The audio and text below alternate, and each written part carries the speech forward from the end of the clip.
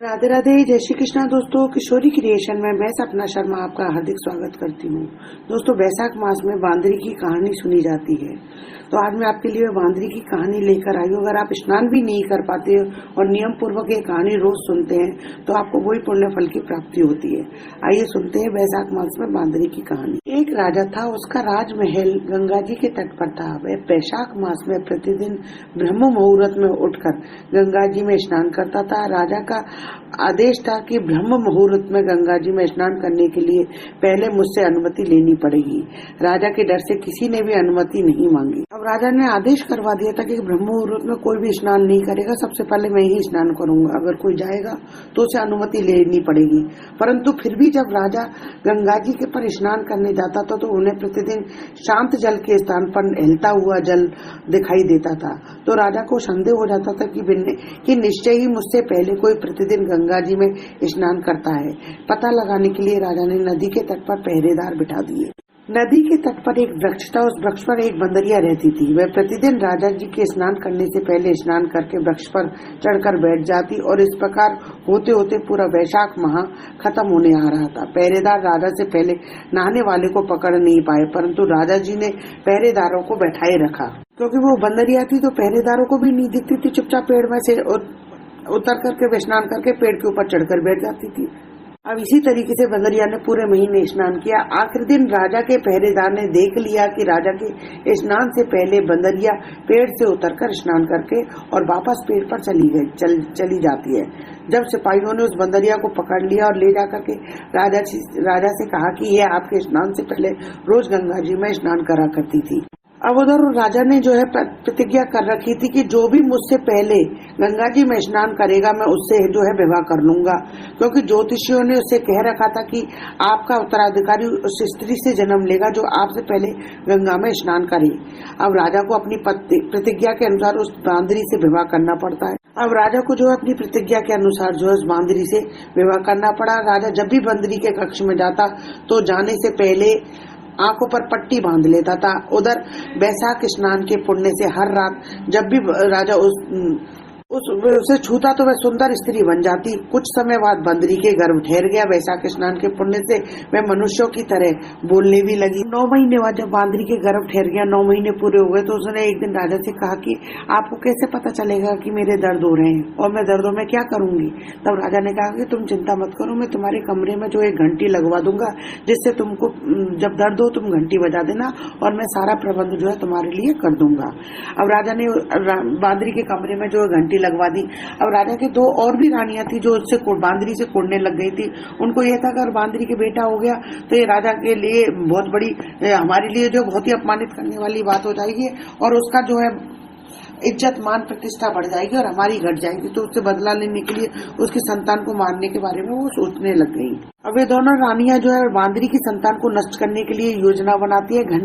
अब उन दोनों रानियों ने जो है बांदरी के कमरे में घंटी लगी देखी तो उससे उसका कारण पूछती है कि तुम्हारे कमरे में घंटी क्यों लगी है। तो बांदरी ने सीधी साधी थी, उसने सारी बात बता दी। राजा ने उससे कहा कि तू एक बार घंटी बजाकर तो देखे राजा जी आते हैं कि नहीं। उन रानियों ने उससे कहा कि तू एक बार घंटी बजाकर तो देख राजा जी आते हैं या नहीं। बांदरी ने घंटी बजा दी तो राजा जी जो है दौड़े दौड़े महल में आए और घंटी बजाने का उससे कारण पूछा बांदरी से कि तुमने घंटी क्यों बजाई है, क्या परेशानी है तुम्हारी। तो बंदरी उससे कहती है कि मैंने तो इन दोनों रानियों के कहने पर ही घंटी बजाती। तो सभी रानियां राजा जी से कहती है कि यह तो पशु है, पशु का स्वभाव आप जानते हो, ना जाने कितनी बार बार घंटी बजाएगी, तो आप इस प्रकार बार बार काम छोड़ करके कब तक आओगे। तो इससे तो अच्छा है कि आप यह घंटी हटवा दो और इसका ध्यान जो है हम दोनों रख लेंगे। अब आज जो है बंदरी के शिशु के जन्म का समय आया तो बंदरी ने रानियों से पूछा कि अब मैं क्या करूं। तो रानियों ने उससे पूछा कि तुम आंखों पर पट्टी बांधकर सो जाओ। तो बंदरी ने रानियों की बात मानकर वैसा ही किया। अब बंदरी के वैशाख माह के स्नान के पुण्य प्रताप से उसके एक बहुत ही सुंदर पुत्र का जन्म हुआ। अब शिशु का जन्म होते ही रानियों ने उसके रोने से, शिशु के रोने से पहले ही उसे एक टोकरी में रखकर दासियों को दे दिया और कहा कि रात के समय इसे ले जाना और इसे किसी नदी में बहाकर आ जाना। उधर उन्होंने शिशु के स्थान पर एक पत्थर रख दिया और राजा जी को कहलवा दिया कि बांदरी के तो एक पत्थर का जन्म हुआ है, कोई पुत्र पैदा नहीं हुआ, उसने तो एक पत्थर को जन्म दिया है। राजा ने यह सुना तो उसने भी ये संताप कर लिया कि जब मनुष्य रूपी दूसरी रानियों के संतान नहीं हो सकती तो बंदरी तो पशु है, इससे क्या क्या संतान होगी। उधर रात को दासी उस सुंदर शिशु को नदी में बहाने के लिए निकली, परंतु सुंदर शिशु को नदी में बहाने का उसका मन नहीं हुआ और उसने ममतावश उसे एक कुम्हार के चाक पर लिटा दिया। अब दूसरे दिन जब कुम्हार और उसकी पत्नी उन्हें घड़े बनाने के लिए उस चाक के पास आए तो उन्होंने एक बहुत सुंदर से शिशु को लेटे हुए देखा। तो उन्होंने कोई संतान, उन दोनों पति पत्नी के भी कोई संतान नहीं थी, तो उन दोनों ने उसे अपने बच्चे की तरह उसका पालन पोषण करना शुरू कर दिया। भगवान श्री हरि का प्रसाद स्वरूप दोनों जने जो है बड़े प्यार से उस बच्चे को पालन पोषण करने लगे। कुछ समय होने के बाद वह बालक बड़ा हुआ। उस दासी से ये ज्ञात हो गया कि वह रानी बांदरी का पुत्र है, जिसको अन्य रानियों ने मरवाना चाहा था। क्योंकि उस दासी को भी जो है आत्मग्लानि होती है कि ये बच्चा यहाँ पर रह रहा है, तो उसे बता देती है कि तुम जो रानी बांदरी के पुत्र हो, तो अन्य दो रानियों ने उन्हें मरवाने के लिए तुम्हें नदी किनारे बहाने के लिए भेज दिया था। अब एक दिन जब उस बालक को पता चल जाता है ये कि उन दोनों रानियों ने मरवाने के लिए उसको माँ से अलग कर दिया है, तो वह एक दिन वह बालक कुम्हार के बनाए हुए मिट्टी के हाथी और घोड़े लेकर नदी के तट पर बैठ गया। जैसे ही वह रानियों की मुंह लगी दासियां नदी के तट पर आई तो वह जोर जोर से कहने लगा, आओ रे मेरे मिट्टी के हाथी घोड़ो पानी पी लो, आओ रे मेरे मिट्टी के हाथी घोड़ो पानी। अब दासियां जो है उसकी बात सुनकर हंसने लगी और कहने लगी कि क्या कभी मिट्टी के हाथी घोड़े भी पानी पीते हैं क्या। इस पर उसने कहा कि कभी बंदरी के भी पत्थर का जन्म होता है क्या। ये बात सुनकर दासियां जाकर रानी को बताती है। अब वो सारी दासियां जो है रानी को सारी बात, दोनों रानियों को सारी बात बताती है। उन दोनों रानियों के भी घबराहट होने लग जाती है। अगर राजा को पता चल गया तो वह तो हमें मरवा डालेंगे। तो वह रानियां मिलकर के राजा से कहकर झूठे आरोप लगाकर कुम्हार को जो है देश निकाला दे देती है। कुम्हार और उसका परिवार वन में रहने लगता है। अब अगले वर्ष चैत्र माह में गणगौर के पूजन का दिन आया तो बंदरी का पुत्र घड़े में पानी भरकर बगीचे के बाहर बैठ गया। उधर मंत्री की और साहूकार की पुत्रियां भी गणगौर बनाने के लिए मिट्टी के लिए आती है और सुंदर बाग बगीचा और शीतल छांव देकर बगीचे में खेलने और झूला झूलने लगी। कुछ समय बाद उन्हें प्यास लगी तो उन्होंने उस बंदरी के पुत्र से जल पिलाने के लिए कहा। तो युवक ने एक जगह पर थोड़ी सी आग सुलगाई और उसके पास ही बैठ गया। फिर शर्त रखने लगा कि लड़कियों से बोला कि चारों ओर चक्कर लगाओ तब मैं तुम्हें जल पिलाऊंगा। पहले तो सभी कन्याओं ने मना कर दिया, परंतु फिर प्यास बहुत तेज लग रही थी उन कन्याओं को। गर्मी के कारण उनका हाल बेहाल हो रहा था, तो वे जो है चक्कर लगाने के लिए मजबूर हो जाती हैं। तो वे लड़कियां मान गई और उसके चारों ओर फेरे लगाने लगी आग के। अब प्रत्येक लड़की के साथ 7 फेरे होने के बाद युवक उस लड़की को रोक देता। 7 फेरे बने होने के कारण सारी लड़कियों को ब्याह करके उसके साथ हो गया। फिर वे सभी अपने अपने घर को चली गई। लड़की के माँ बाप को जो है चिंता होने लगी कि हमारी बेटियों को देखने के लिए भी कोई नहीं आता है, ना ही इनका विवाह शादी कुछ हो रहा है।